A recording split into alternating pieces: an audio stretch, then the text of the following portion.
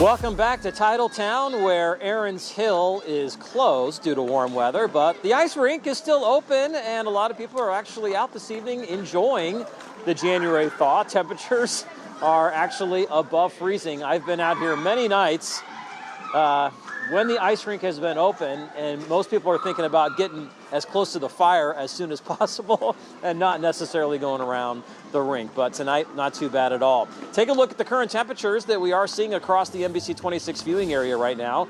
The normal high is in the mid-20s, and now, about an hour or so after the sun has set, temperatures are still in the lower to mid-30s, including Green Bay, where it's 33 degrees.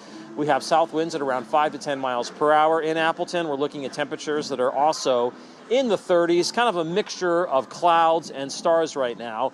And with melting snow today and clearing skies tonight and relatively light winds, we could be looking at some areas of dense fog once again. High pressure, our main weather maker today, giving us just a little bit of sunshine, but we've got a low now pulling out of the Rockies, and that's going to bring us a soaking rain tomorrow evening into tomorrow night.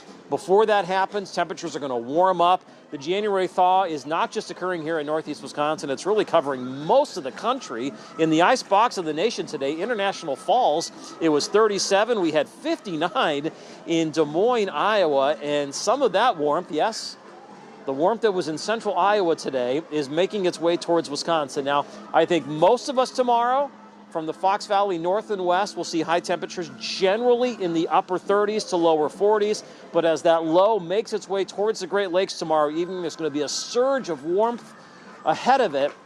And that could push areas south and east of Lake Winnebago up into the lower and mid 50s tomorrow evening and early Friday morning. You can see thickening clouds Thursday morning. The clouds will overtake the entire sky by the early afternoon, and then a soaking rain, as I mentioned. The rain could be locally heavy, moves in tomorrow late afternoon and evening, and then continues into tomorrow night. The computer forecast models are cranking out about an inch of rain, if not more, in some locations. We are under drought conditions, but the ground is frozen. Many rivers and streams are ice covered, and that could lead to rising rivers and potentially some ice jams. We could have backyard and basement flooding and the ponding of water on area roads.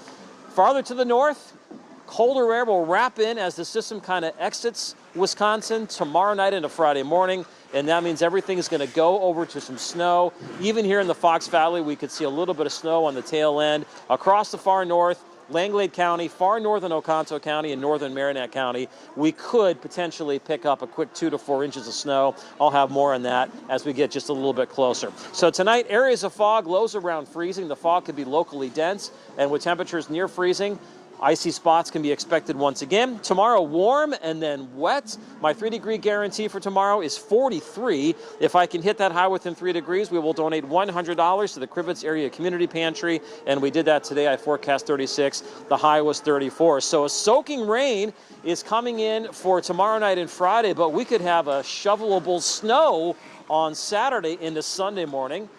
Maybe several inches or more. I'll update the forecast as we get closer. And then staying warm through Tuesday before some big changes by the middle part of next week. Coming up, the Department of Homeland